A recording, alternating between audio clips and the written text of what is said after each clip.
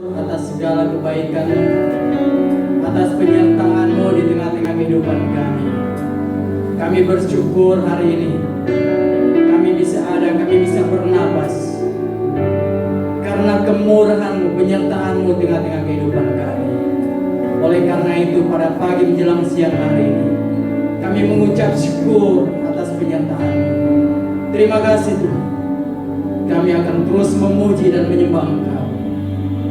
Bapa urapi setiap kami yang ada, baik jemaat yang ada di tempat ini maupun jemaat yang menonton lewat online. Bapa, biar Engkau mengurapi, biar ada pewahyuan, sehingga kami bisa menangkap apa yang maksud firman-Mu. Biar itu merema dalam hidup kami, menjadi berkat buat setiap orang yang percaya. Karena itu menjadi kekuatan iman percaya kami. Terima kasih Bapak. Kami selalu tetap bersyukur, antusias, dan menyerahkan segalanya ke dalam tangan-Mu. Dan kami siap memberikan yang terbaik di dalam nama Yesus. Sama-sama kita kan. Haleluya, amin. Kabar terbaik buat saudara dan saya. Karena itu mari kita mengucap syukur atas kebaikan Tuhan. Tuhanlah kekuatan dan mazmur buat saudara dan saya. Haleluya.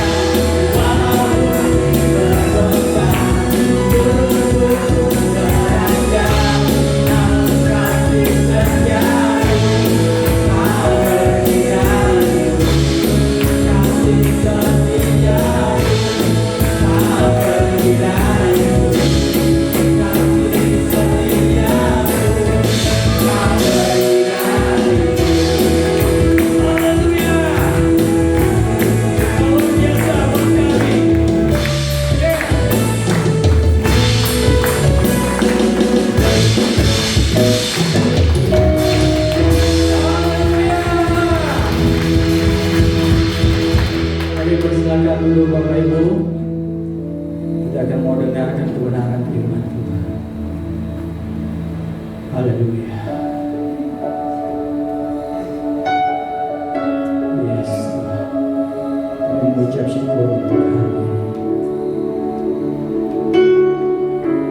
Terima kasih Bapak. Dengan aku membalas kasih yang ku terima darimu, dengan aku membalas cintamu. Oh Yesusku,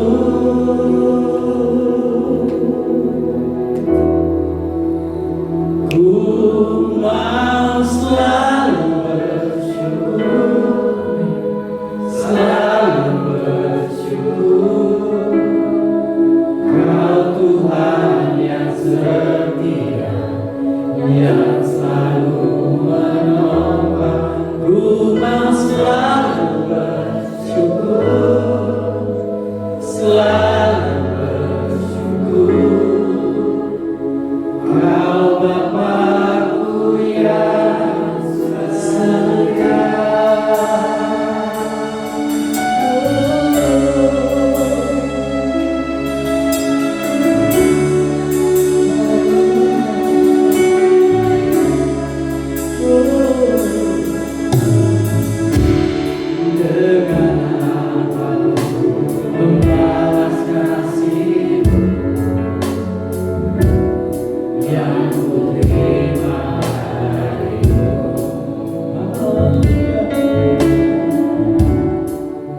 karena aku membawa cinta.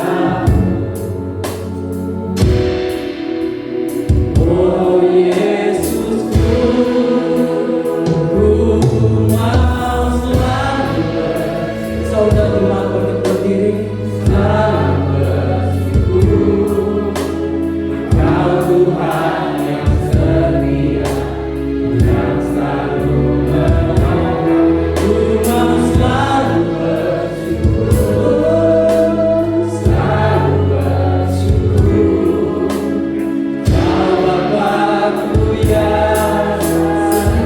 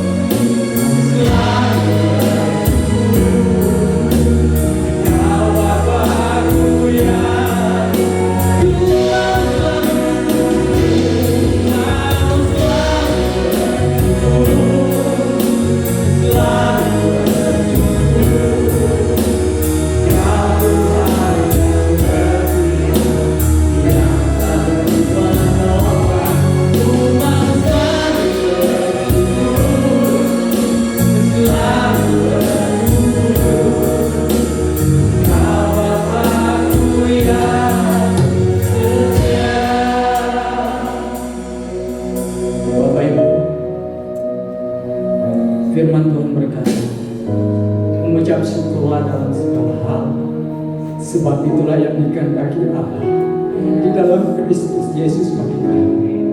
Yang Tuhan kehendaki hanya mengucap syukur. Tapi jadi pertanyaan buat saudara dan saya hari ini, di dalam keadaan kita saat ini, mungkin di antara saudara Bapak Ibu ada yang mengalami dampak corona hari-hari ini. Jadi pertanyaannya, masih bisakah kita mengucap syukur? Masih bisakah kita mau katakan terima kasih Tuhan? Hari ini menjadi kehidupan kita semua. Mungkin kita sudah mulai lemah di mempercaya kita. Mungkin bisa juga karena kita sudah mulai meninggalkan Tuhan. Tapi hari ini saya mau katakan, Yesus tidak pernah berubah, dulu, sekarang, sampai selama-lamanya. Dia ada di tempat ini. Apapun permasalahan saudara dan saya, dan sampai saat ini saya bisa berdiri karena saya mengucap syukur. Saya hanya mengatakan terima kasih Tuhan atas segala apa yang Kau berikan dalam hidup kami. Saya bisa menikmati, saya bisa bernapas karena lewat ucapan syukur ada kekuatan buat hidup kami. Saya mengajak buat teman-teman jemaat tempat ini maupun di rumah lewat online. Mari kita mau katakan terima kasih Tuhan lewat ucapan syukur, karena di dalamnya itu ada iman, ada pengharapan, ada kasih. Kalau semuanya itu tidak ada apa-apanya, untuk apa? Tapi Dia Yesus, Juru Selamat, tidak pernah berubah. Firman Tuhan berkata, sampai masa tua aku tetap menggendong dia. Sampai kapanpun Tuhan tetap menggendong saudara dan saya. Haleluya. Dia tetap setia. Mari Bapak Ibu kita katakan pujian ini. Ku mau selalu bersyukur, selalu bersyukur. Kau Tuhan yang setia, yang selalu menopang. Ku mau selalu bersyukur, selalu bersyukur. Kau Bapa-Ku yang setia.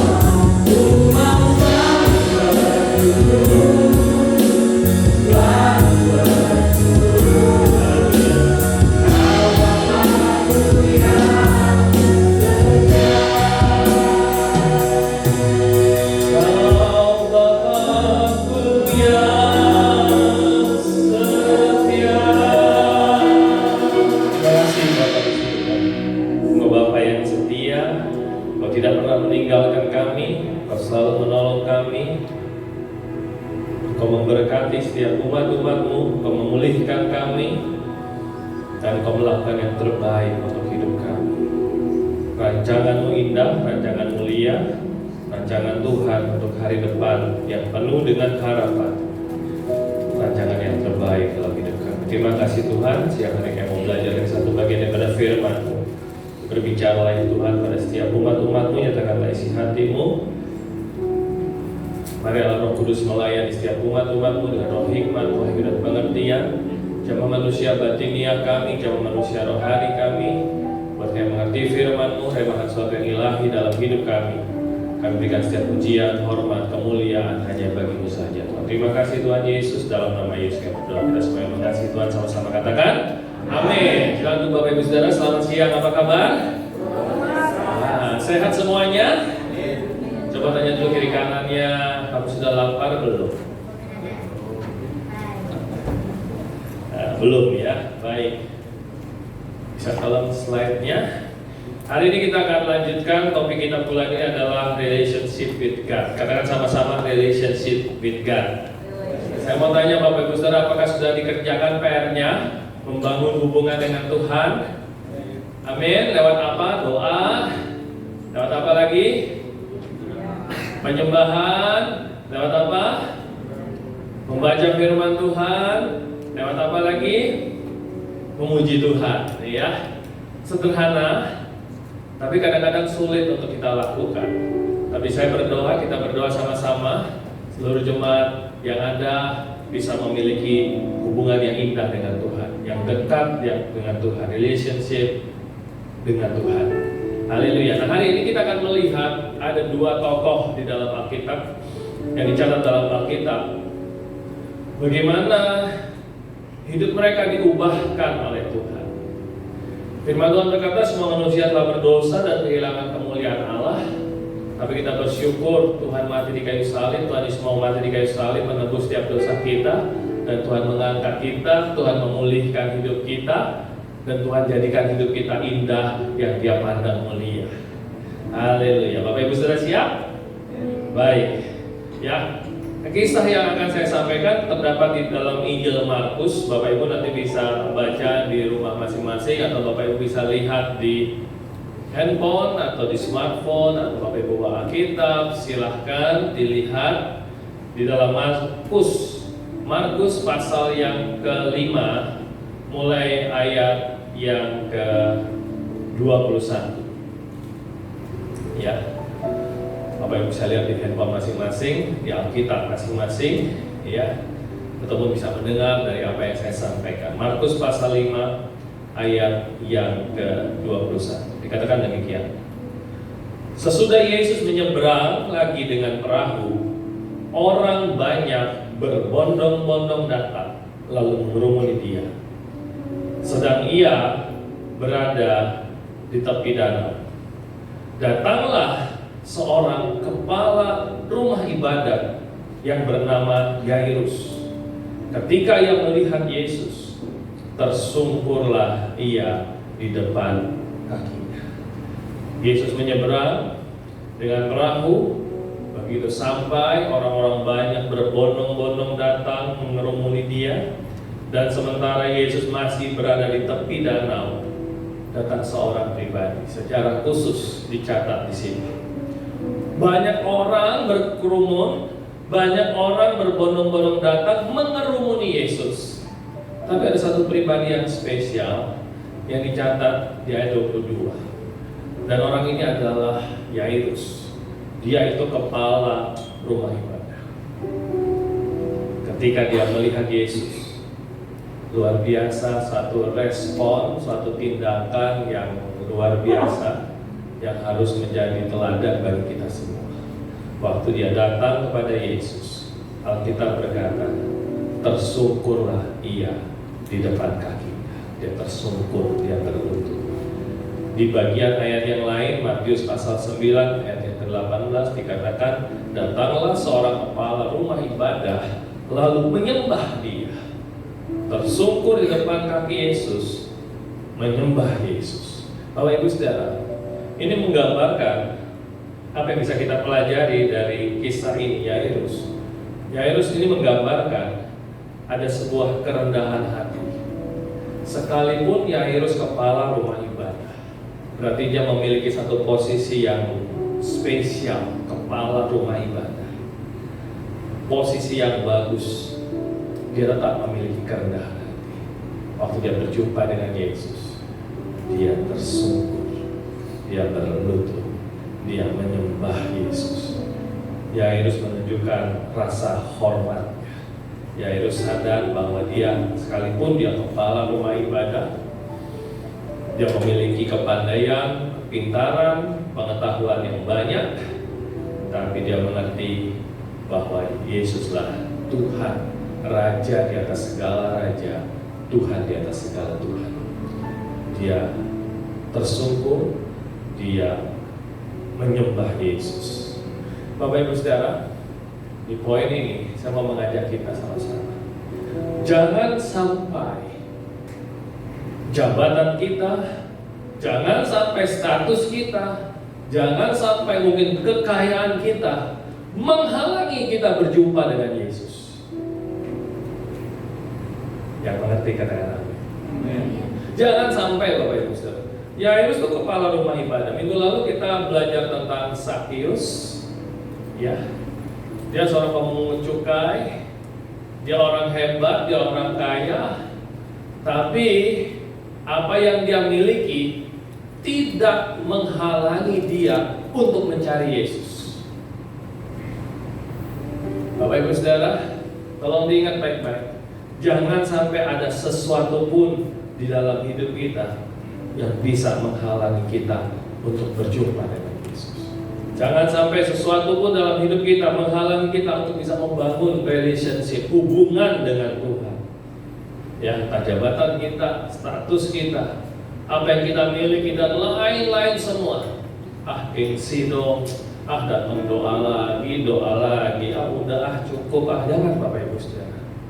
Ya, Yairus datang kepada Yesus. Pasti orang-orang itu melihat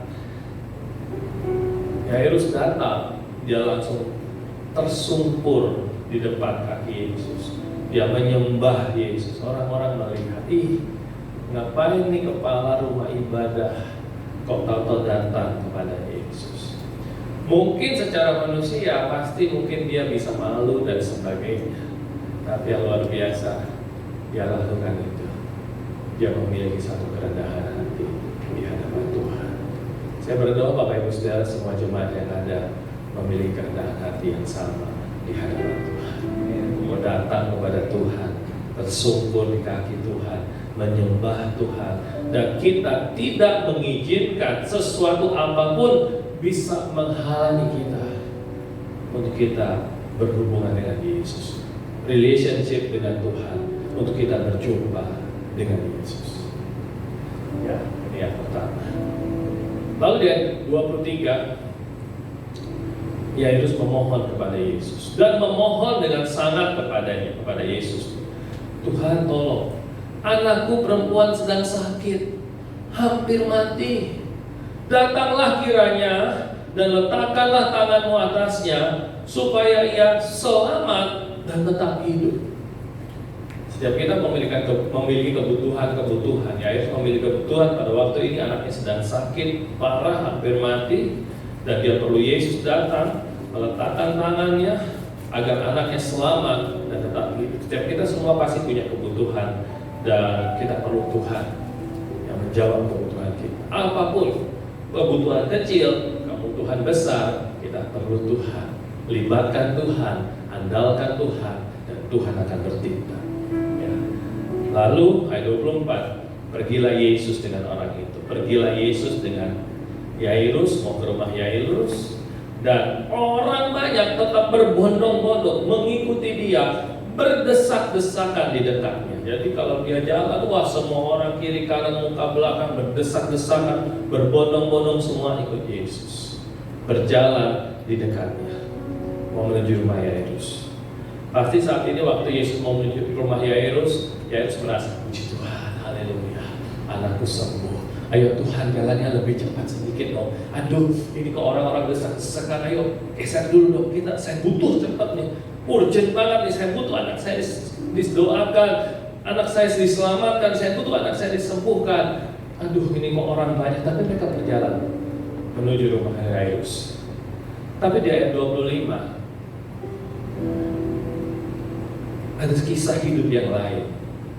Ayat 25, Markus 5 ayat 25, ada di situ seorang perempuan yang sudah 12 tahun lamanya menderita pendarahan sakitnya. 12 tahun. 12 tahun itu bukan waktu yang singkat, Bapak Ibu Saudara. 12 tahun. Ia telah berulang-ulang diobati oleh berbagai tabib, sehingga telah dihabiskan semua yang ada padanya, namun sama sekali tidak ada faedahnya. Sebaliknya, keadaannya makin memburuk. Waktu Yairus sedang berjalan bersama Yesus mau ke rumah Yairus karena anaknya sakit keras, hampir mati, tiba-tiba ada kisah yang lain. Seorang wanita, seorang perempuan sakit 12 tahun. Dia sudah ke tabib, berulang-ulang ke berbagai tabib, ke berbagai dokter. Tetangganya bilang, itu yang si dokternya bagus tuh, coba ke sana. Wah, yang sana dokternya bagus, coba ke sana. Wah, dia udah coba semua sampai keadaannya habis, hartanya habis, tapi tidak ada faedah apa-apa, malah keadaannya semakin memburuk. Bapak Ibu Saudara, Tuhan tahu keadaan hidup kita masing-masing.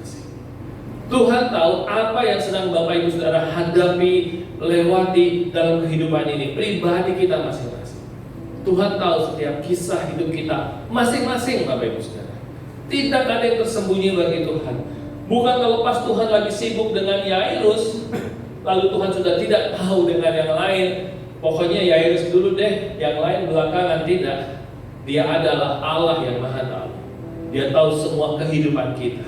Dia tahu apa yang kita alami. Dia tahu apa yang kita hadapi, dan dia mengerti yang terbaik untuk hidup kita. Amin. Dan Bapak Ibu Saudara, percayalah, Tuhan tahu kehidupan kita sampai details. Loh, buktinya apa? Ini diceritakan lagi jalan ke rumah Yairus, tapi tiba-tiba ada kisah hidup orang lain, wanita sakit, dicatat dengan jelas sakitnya sudah 12 tahun, dicatat dengan jelas sudah berulang-ulang ke berbagai tabib, dicatat dengan jelas sudah dihabiskan semua yang ada padanya. Nah, tetapi ke dokter kan bayar, Bapak Ibu Saudara. Beli obatnya kan bayar, sudah ke berbagai tabib, menghabiskan semua yang apa yang dia punya, lalu nggak ada faedahnya, malah hasilnya semakin memburuk. Dari ayat ini Bapak Ibu Saudara, kita bisa belajar bahwa Tuhan mengerti kehidupan kita. Tuhan tahu kehidupan kita sampai detail semua. Haleluya, kita punya Tuhan yang luar biasa. Jadi Jangan kita khawatir, jangan kita takut. Berserahlah penuh pada Tuhan. Ya, Alkitab berkata, jumlah rambut kita pun dihitung oleh Tuhan. Tuhan tahu jumlahnya. Bahkan tidak ada satu rambut pun yang jatuh yang Tuhan tidak ketahui. Jadi Tuhan mengerti hidup kita. Jangan takut, kita nggak perlu takut. Yang kita perlukan adalah kita punya hubungan yang baik dengan Tuhan. Relationship with God. Amin, haleluya. Ya, Tuhan tahu setiap kisah hidup Bapak Ibu Saudara. Kalau saya nggak tahu, beberapa hari yang lalu ada sekian waktulah mungkin ada jemaat yang cerita, yang minta didoakan. Saya mendengar, saya mendoakan. Ya, 1, 2, 3 masih ingat. Tapi kalau sudah 5 ke atas, sudah lupa Bapak Ibu Saudara. Tapi Tuhan, Dia Allah yang Maha Tahu. Dia tetap ingat, Dia mengerti hidup kita, bahkan sampai detail hidup kita. Bapak Ibu mungkin tadi sebelum datang ke sandung becak, Tuhan tahu. Bapak Ibu Saudara datang tadi, aduh kayaknya mau males nih, aduh ini kok kepala rasanya mau tidur dan sebagaimana. Tuhan tahu. Sampai detail-detail hidup kita, Tuhan tahu.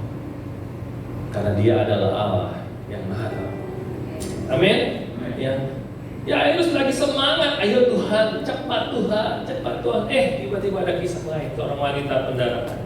Ya, lalu dia berkata begini, ayat 27, dia sudah mendengar berita tentang Yesus. Supaya wanita ini sudah pernah dengar berita tentang Yesus. Dan di tengah orang banyak, dia mendekati Yesus dari belakang. Oh, saya ganti gambarnya dulu. Iya, dari belakang dia mendekati Yesus dari belakang. Dan dia menjamah jubahnya. Sebab katanya, asal ku jamah saja jubahnya, aku sembuh. Nah, ini firman Tuhan berkata begini, iman timbul dari pendengaran akan firman Tuhan, pendengaran tentang Yesus. Dia sudah mendengar berita tentang Yesus. Jadi selama dia sakit 12 tahun, ke dokter ini, ke dokter itu, ke dokter sana, ke dokter sini, ke ahli ini, segala macam, keuangannya, hartanya sudah habis untuk bayar itu semua, tapi tidak menjadi baik, malah semakin memburuk. Dan dia dengar tentang Yesus. Wah, Yesus itu berkuasa loh, Yesus itu ajaib, dia memberitakan kabar baik, keselamatan, pengampunan dosa dan segala macam. Iman timbul dari pendengaran, dan imannya timbul sehingga dia berkata, asal ku jamah jubahnya, aku sembuh. Dan dia berusaha, dia berjalan, dia berusaha, dia berjalan di tengah kerumunan orang banyak. Nah, pada waktu itu Bapak Ibu Saudara, peraturan hukum Taurat, mohon maaf, seorang wanita kalau sedang mengalami masa menstruasi itu dianggap najis, tidak boleh ketemu orang dan sebagainya. Ada aturan-aturan yang cukup mengikat pada waktu itu. Tapi dia berusaha tetap di tengah keadaan yang lemah. 12 tahun Bapak Ibu Saudara, dia berusaha, dia menjamah jubah Yesus. Asal ku jamah jubahnya, aku sembuh. Dan tatkala dia menjamah jubah Yesus, dia merasa sehat. Ayat 29, seketika itu juga berhentilah pendarahannya dan ia merasa bahwa badannya sudah sembuh dari penyakit. Begitu dia jamah, sembuh Bapak Ibu Saudara. Haleluya. Pada ketika itu juga Yesus mengetahui, ayat yang ke-30, ada tenaga yang keluar dari dirinya. Lalu dia berpaling kepada orang banyak dan bertanya, siapa menjamah aku? Wah, orang itu bergerombol banyak, berdesak-desakan. Siapa menjamah aku? Yesus bertanya. Murid-muridnya jawab di ayat 31, Tuhan, Engkau lihat nih, bagaimana orang-orang ini banyak mendesak-desak. Engkau pasti sentuh-sentuh, pasti tersenggol-senggol. Lalu Engkau tanya, siapa yang menjamah Engkau? Ya, itu di ayat 31. Nah, dari kisah ini tentang wanita yang sakit 12 tahun, apa yang bisa kita pelajari? Jangan sampai keterbatasan kita menghalangi kita berjumpa dengan Yesus. Kalau tadi Yairus, jangan sampai jabatan kita, status kita, kekayaan kita, jangan sampai kemalasan kemalasan kita menghalangi kita berjumpa dengan Yesus. Bapak Ibu saudara, wanita ini sakit 12 tahun. Bapak Ibu ada yang pernah sakit seminggu, 3 hari, flu pilek, batuk, pegel-pegel, linu gitu, pernah ada yang 3 hari seminggu? Kayaknya mau kemana-mana males kan? Pengennya tidur, betul nggak? Ini 12 tahun. Mungkin dia bisa bilang begini, aduh. Bisa aja wanitanya bilang begini, aduh, aku udah gak kuat, udah kurus, udah lemas, aduh aku gak kuat, aku tunggu aja di tempat tidur. Aku udah dengar sih tentang Yesus, udah dengar Tuhan Yesus berkuasa, tapi aku gak kuat ke sana. Aduh aku sakitnya, aku lemas, aku udah kurus. Dia banyak keterbatasan Bapak Ibu Saudara. Kelemahannya banyak loh, namanya orang sakit. Ya, hartanya udah gak ada, habis semua. Dia bisa aja mempunyai alasan, dia bisa saja punya excuses, alasan. Aduh Tuhan, aku nggak sanggup lagi. Lalu lagunya begini, Allah mengerti, Allah peduli. Tuhan, aku udah nggak sanggup lagi. Aku udah tinggal berbahan aja Tuhan. Aduh, aku tinggal di tempat udah nggak sanggup lagi. Nggak begitu Bapak Ibu Saudara. Jangan sampai keterbatasan kita menghalangi kita berjumpa Yesus. Jangan sampai kemalasan kita menghalangi kita berjumpa Yesus. Ya, sekali lagi, kalau dipikir secara logika, sangat wajar wanita bersakit 12 tahun dia tinggal duduk aja di rumah dan berdoa, mari Tuhan datanglah ke rumahku. Wajar banget itu Bapak Ibu Saudara. Dan pasti Allah mengerti, Allah peduli pasti.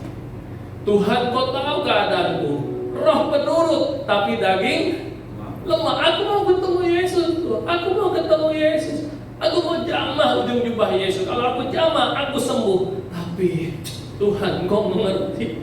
Roh penurut, rohnya kepengen, tapi dagingnya lemah. Udah kurus Tuhan. Aduh, udah gak kuat Tuhan. Aduh, Tuhan Kau kan lihat tuh, aku gak kuat, bener-bener sakit Tuhan. Gak bohong. Dia gak bohong dia sakit Bapak Ibu Saudara. Ya. Tuhan, aku nggak bohong, aku sakit 12 tahun. Buktinya tuh, semua dokter punya medical record saya. Semua dokter ada. Misalnya namanya Siska. Ada yang namanya Siska? Ada. Oh ada. Ganti Misalnya namanya apa ya? Ya apalah. Ke dokter sana ditanya, namanya misalnya. Punya catatan dokter oh ada ini. Datangnya setiap bulan ke tempat saya, udah saya suntik tapi nggak sembuh-sembuh. Ke dokter ini semua ada judul pergi ke semua tabib, gitu. Dia bisa bilang, Tuhan aku benar-benar sakit. Mari Tuhan datanglah ke rumahku. Pertanyaan saya, bisa nggak saudara Tuhan datang ketemu dia? Bisa Bapak Ibu Saudara, bisa. Tapi dari kisah ini Tuhan mau mengajar kita, jangan sampai keterbatasan kita, jangan sampai kemalasan kita, jangan sampai kita punya banyak alasan yang menghalangi kita berjumpa dengan Yesus. Ya. Apalagi alasannya malas. Ini dia sakit tuh, 12 tahun. Tapi dia mau berjuang. Dia mau berusaha. Dia mau ketemu Yesus. Dia bisa ngomong begini, kalau dia udah dengar tentang Sakeus, kalau minggu lalu dia datang ibadah dan dengar khotbah tentang Sakeus, dia bisa bilang sama Tuhan, Tuhan, Sakeus kan kuat Tuhan, Sakeus kan sehat Tuhan, Sakeus kan uangnya banyak Tuhan, ya nggak apa-apa dia lari manjat pohon mau ketemu Yesus. Tapi aku Tuhan, aku sakit, bukan sakit seminggu 2 minggu, bukan 12 tahun, udah kurus kering. Tuhan aku juga udah gak punya uang, semua udah dipakai berobat dan tidak ada hasil. Mari Tuhan datanglah ke rumahku. Bisa begitu Bapak Ibu Saudara. Dan memang bisa juga Tuhan datang. Tapi dia menunjukkan satu teladan yang luar biasa. Dia tidak izinkan keterbatasannya menghalangi dia berjumpa dengan Yesus. Sekalipun aku sakit 12 tahun, udah kurus kering, uang udah gak punya, udah buat bayar dokter. Alkitab berkata segala sesuatu yang dia miliki sudah dihabiskan untuk berobat. Sudah dihabiskan semua. Tapi sudah dihabiskan bukan yang lebih baik, tapi makin buruk. Itu bisa jadi alasan loh. Bapak Ibu Saudara, Tuhan mau datang, mau ikut doa, ngapain Tuhan? Capek, ini usaha lagi, kerismon dan sebagainya. Tuhan capek lah. bisa kita beralasan seperti itu, dan wanita ini bisa beralasan seperti itu, tapi tidak. Dia menunjukkan, dan Tuhan mau mengajar kita, jangan sampai ada sesuatu alasan pun yang bisa menghalangi kita berjumpa dengan Yesus. Amin. Ya, Tuhan saya repot Tuhan. Maaf Tuhan saya repot. Waduh, itu bahaya. Itu alasan yang paling bahaya Bapak Ibu Saudara. Saya berdoa jangan ada yang pakai alasan seperti itu. Kok nggak datang ke gereja? Kok nggak datang doa? Kok nggak datang konsel? Maaf, saya lagi repot, banyak kerjaan. Jangan sampai pakai alasan begitu. Kan itu bahaya banget. Kalau nanti kita lagi berdoa, Tuhan, tolong saya Tuhan, saya butuh ini Tuhan. Lalu Tuhan jawab dari surga, maaf ya, saya lagi repot juga. Saya lagi ngurusin yang lain tuh. Wah, banyak yang ini. Kamu nanti ya, wah gawat kita Bapak Ibu Saudara. Halo. Ya, jadi mari saya mau mengajak kita, apapun yang terjadi, semangat, haleluya. Iya, semangat. Oh, iya Bapak Ibu Saudara. Ya, biar pincang-pincang sedikit mungkin udah sakit kakinya atau pegel atau apa, semangat. Haleluya. Statement yang pernah saya sampaikan minggu lalu, orang yang punya hati selalu kelebihan cara. Tapi orang yang nggak punya hati selalu kelebihan alasan. Nah, Bapak Ibu yang mana? Ayo dicek masing-masing. Dari skala 1 sampai 10. 1 itu nggak punya hati, 10 itu punya hati, punya kerinduan. Di manakah kita berada? Dicek dan jawab sendiri-sendiri. Haleluya. Nah, dari kisah ini juga tolong diperhatikan baik-baik. Waktu itu banyak orang di sekitar Yesus, banyak berbondong-bondong, banyak orang di sekitar Yesus, banyak orang yang senggol-senggolan dengan Yesus karena berdesak-desakan. Banyak orang yang bisa menyentuh Yesus, jubahnya, ujung jubahnya, banyak orang yang bisa menyentuh Yesus. Tapi kenapa hanya satu wanita ini yang alami mujizat? Ayo, banyak orang waktu dia sembuh, waktu dia jamah di ujung jubahnya sembuh, Tuhan tanya, siapa yang menjamah jubahku? Murid Yesus berkata, Tuhan, kau lihat nih orang berdesak-desakan, ya semua bisa nyenggol, semua bisa jamah, semua bisa nyentuh. Terus kamu tanya, siapa yang menjamah aku lah? Gimana sih Tuhan? Semua orang nyenggol-nyenggol, semua orang berdesak-desakan, semua orang bisa sentuh, menyentuh. Tapi kok malah Tuhan tanya siapa yang menjamah aku? Banyak orang menyentuh jubah Yesus pada waktu itu, tapi hanya wanita ini yang mengalami mujizat. Kenapa? Ya pasti karena dia punya iman. Haleluya. Yang pasti karena dia punya kerinduan. Yang pasti juga karena dia punya hubungan dengan Tuhan. Dia mendengar tentang Yesus. Bapak Ibu Saudara, jangan sampai kita dilewat oleh Tuhan, tapi kita rindu kita semua dilawan oleh Tuhan. Amin. Ya, banyak orang bisa ngomong tentang Yesus. Banyak orang bisa cerita tentang Yesus. Banyak orang bisa bicara tentang Yesus. Banyak orang yang tahu tentang Yesus. Banyak orang yang bisa nyanyi tentang Yesus.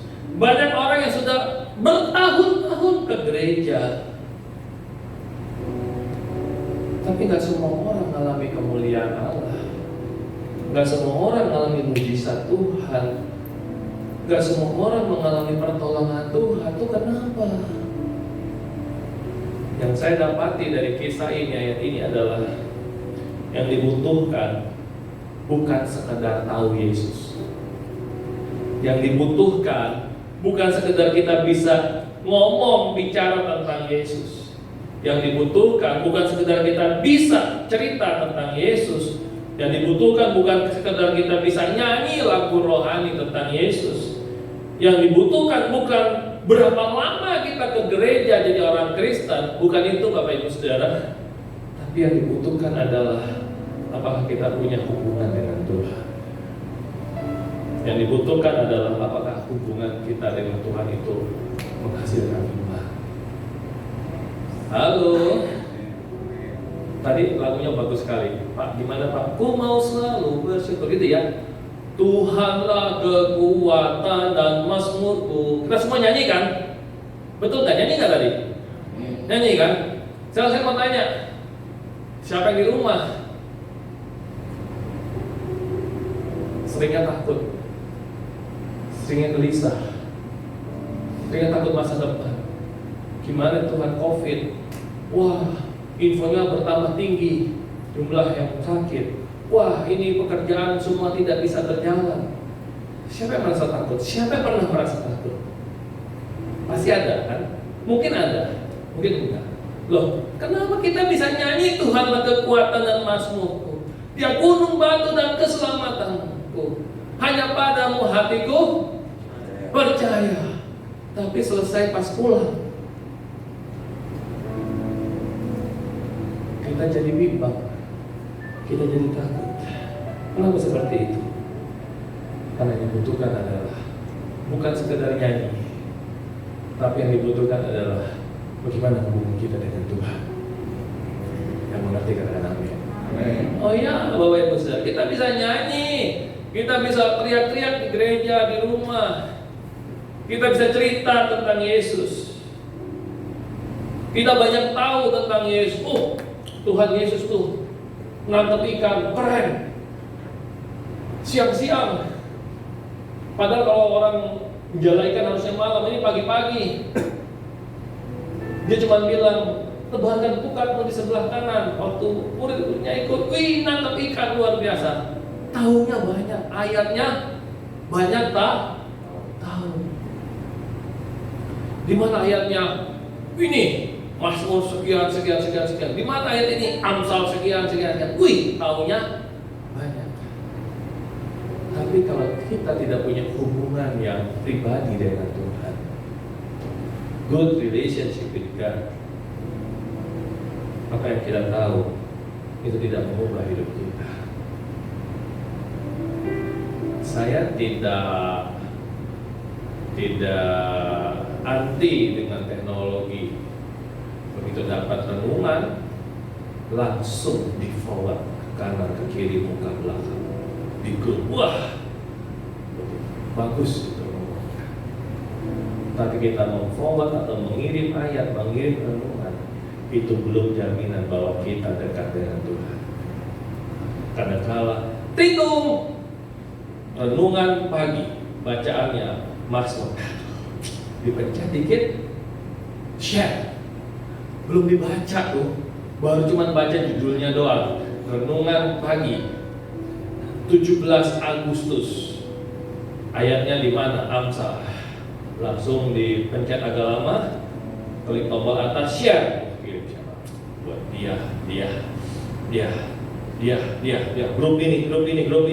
Wih, orang-orang lihat, wih, si engkau Amin ini, ada yang namanya Amin? Gak ada kan? Gak ada. Kok Amin rajin banget ya? Setiap hari pagi-pagi udah kirim di grup renungan, gak cukup 1, 5. Udah 5, panjang lagi. Panjang. Udah itu gak cukup, gambar begitu. Selamat pagi, Tuhan Yesus memberkati, Tuhanlah kekuatan dan mazmurku. Ada yang ketawa ya. Renungan tadi panjang-panjang 5, gambar 6.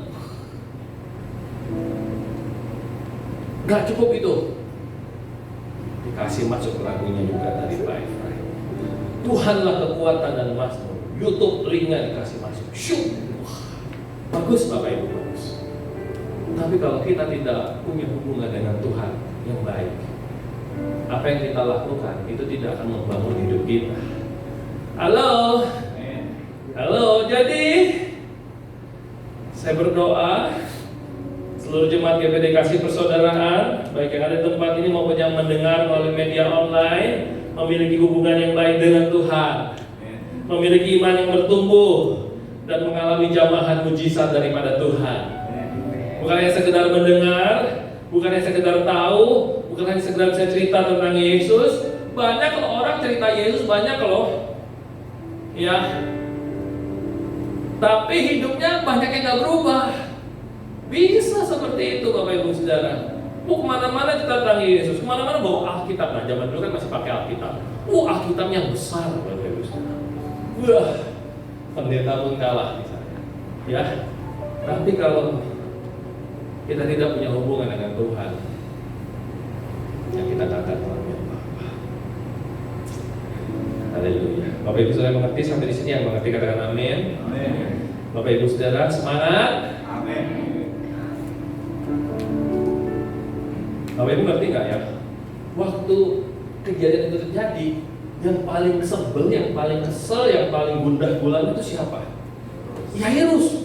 Aduh, ini aku lagi buru-buru nih. Tuhan cepet dong. Ya ampun Tuhan, orang desek-desekan, ada yang nyenggol, ya udah biarin aja. Kok orang nyenggol aja diributin. Aduh Tuhan, ini apa ya istilahnya ya? Apa istilahnya sekarang?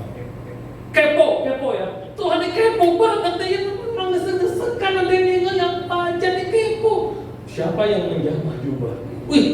Siapa yang menjamah jubahku? Bener, kepo banget Tuhan. Ini cuma senggol sedikit, ya nggak apa-apa, namanya juga orang lagi. Ya, anggapnya kalau Bapak Ibu misalnya baru pulang dari mana, berjejal-jejalan, kesenggol sedikit, ya wajar kan? Ini, aduh Tuhan kenapa? Cepatlah Tuhan, cepatlah. Dia udah deg-degan, Tuhan. Tapi kalau Tuhan santai aja, siapa yang menjamah jubahku? Ya, lalu memandang sekelilingnya untuk melihat siapa yang menjamah. Siapa yang menjamah jubahku? Wah, waktu Tuhan lakukan itu, perempuan ini jadi takut. Dia gemetar, ya 33, dia maju tersungkur, dan dia menceritakan segala sesuatu yang terjadi atas dirinya. Dia tersungkur dan memberitakan dengan tulus segala sesuatu kepada Yesus. Waduh, Sakius lagi salah. Yairus lebih cepetan. Memang kalau ibu-ibu kalau ngomong tuh suka panjang ya. Betul ya, ibu-ibu ya. Rupanya dari zaman dulu tuh. Ya, coba baca aja di ayat 33. Perempuan itu menjadi takut, gemetar ketika mengetahui yang terjadi atas dirinya. Dia tampil, dia maju ke depan, dia tersungkur di depan Yesus dan dengan tulus memberitakan segala sesuatu yang terjadi kepada Yesus. Memberitahukan segala sesuatu. Waduh, dia cerita dari asam ke Z, dari timur ke barat, utara ke selatan. Dia cerita. Yang paling gregetan itu siapa? Yairus. Aduh, ini ibu siapa lagi? Aduh, ini udah mau jalan ke rumah. Aduh, kenapa ada hambatan seperti ini? Akhirnya Yesus berkata, hai anakku, imanmu telah menyelamatkan engkau. Pergilah dengan selamat, sembuhlah dari penyakitmu. Wah, Yesus wanitanya senang. Yairus juga senang. Yes, ayo kita jalan lagi. Nah, begitu Yairus berjalan lagi sama Yesus.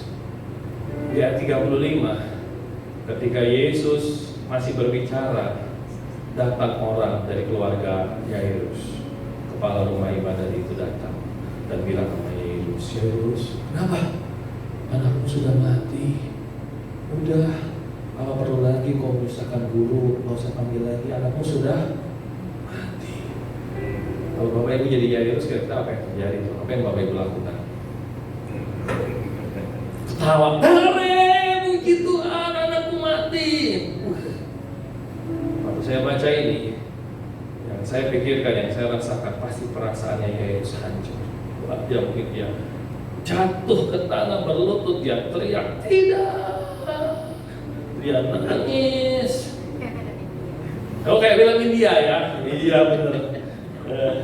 Perasaannya kacau balau, kesel, sebel, marah. Dia nyesal, kenapa tadi ada wanita ini? Aduh, kalau tadi nggak ada interupsi, nggak ada gangguan, pasti udah sampai, pasti udah sembuh anakku. Tapi ini gara-gara ada interupsi, ada gangguan perempuan ini, anakku jadi seperti ini, mati. Kalau kita lihat ini, satu bersuka cita, satu sembuh, tapi kok satu jadi nangis karena anaknya meninggal. Hari Bapak Ibu Saudara, kita punya Tuhan yang ajaib, rancangan Tuhan untuk hari depan yang penuh dengan harapan. Amin. Amin. Yesus gak menghiraukan perkataan mereka dan berkata kepada Yairus, jangan takut, percaya saja. Jangan takut, tetap percaya. Terus percaya aja, jangan takut. Nah, ini Bapak Ibu Saudara mau mengajar kita. Apapun yang kita alami, mungkin tantangan, kesulitan, problem yang mungkin tidak selesai.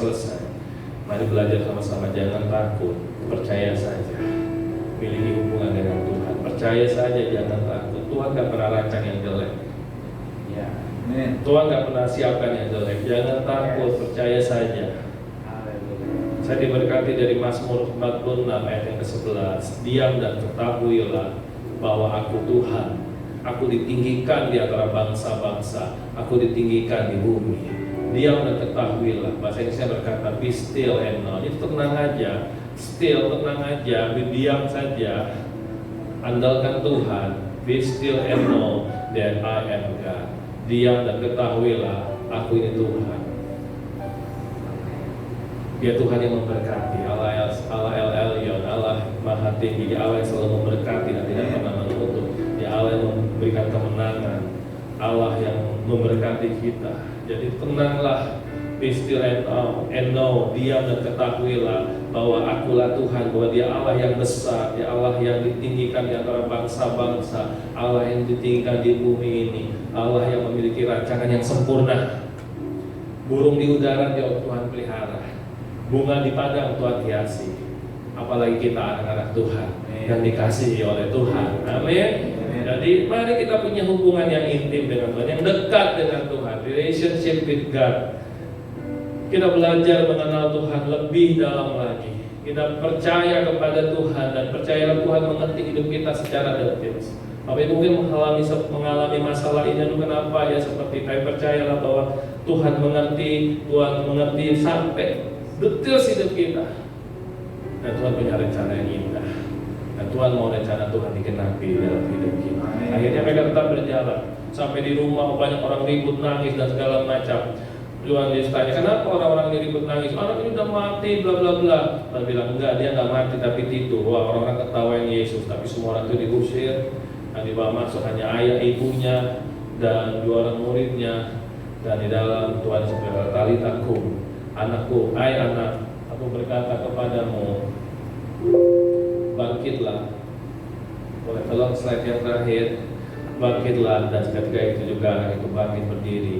Sebab dia sudah 12 tahun dan semua orang menjadi takjub. Percayalah bahwa Tuhan punya rencana yang terbaik dalam hidup setiap Bapak Ibu Saudara.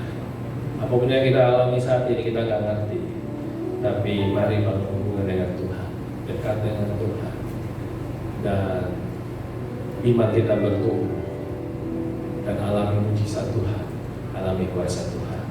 Tuhan Yesus memberkati. Kita kepala, dia jamah segenap hidupku. Dia jamah. Silakan main musik. Nah, hidup. Efraim silakan bantu nyanyi. Dan beri damai di hatiku.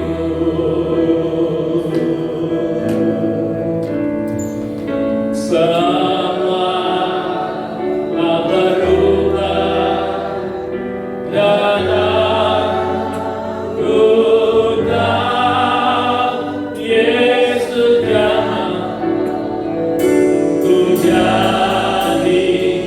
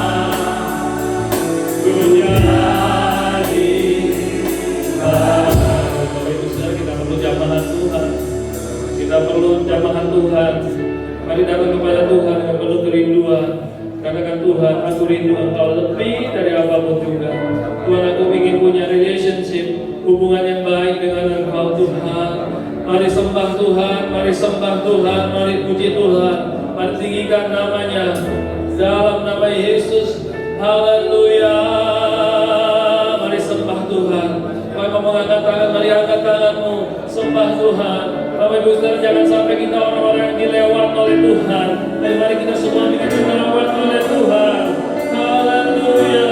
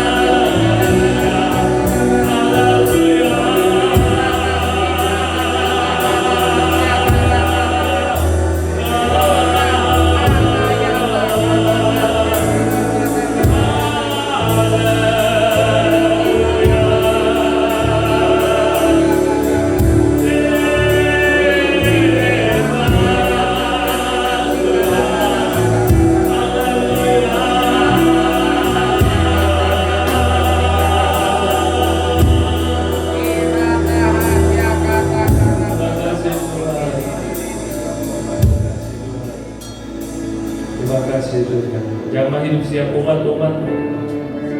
Berkati umat-umat-Mu dan setiap umat-umat-Mu, seluruh jemaat yang ada memiliki hubungan yang baik dengan Engkau Tuhan. Good relationship with you God. Membangun kerohanian kami Tuhan, dan iman seluruh umat-umat-Mu bertumbuh. Dan kami semua mengalami lawatan Tuhan.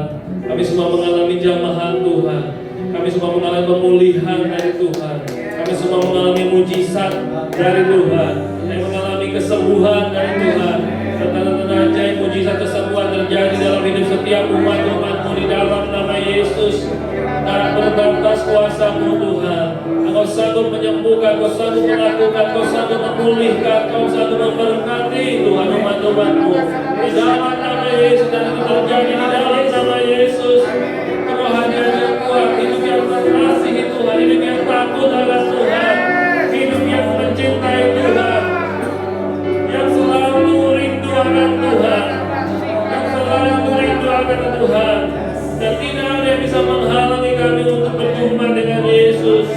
Di dalam nama Yesus. Terima kasih Tuhan, supaya minggu depan saya tugas untuk aktivitas umat-umat-Mu dijaga oleh Tuhan, diberkati oleh Tuhan, dilindungi oleh Tuhan, dibuat berhasil oleh Tuhan. Kami kembalikan setiap pujian, hormat, kemuliaan hanya bagi-Mu saja. Terima kasih Tuhan, terima kasih. Dan siang hari ini Bapa, anugerahkanlah berkat yang terbaik daripada-Mu Bapa. Kasih sayang dan yang tunggal Yesus Kristus dan persekutuan Allah Roh Kudus menyertai setiap umat-umat-Mu mulai siang hari sampai Maranatha. Tuhan Yesus akan kembali di awan-awan yang terbaik. Dalam nama Yesus kami berdoa. Dia jamah sampai. Dia jamah.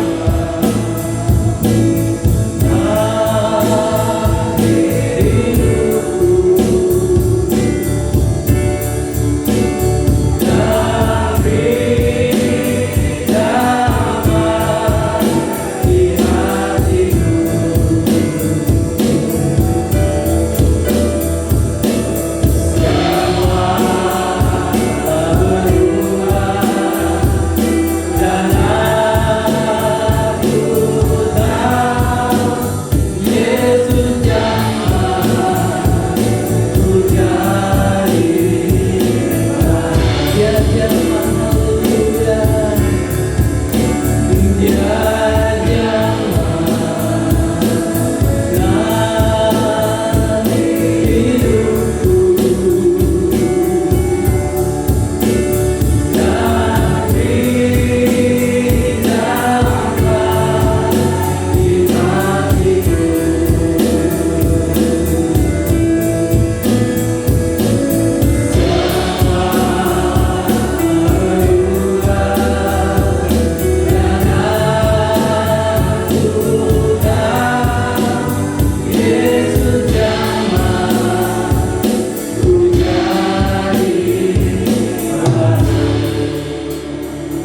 ibadah selesai, Tuhan Yesus memberkati.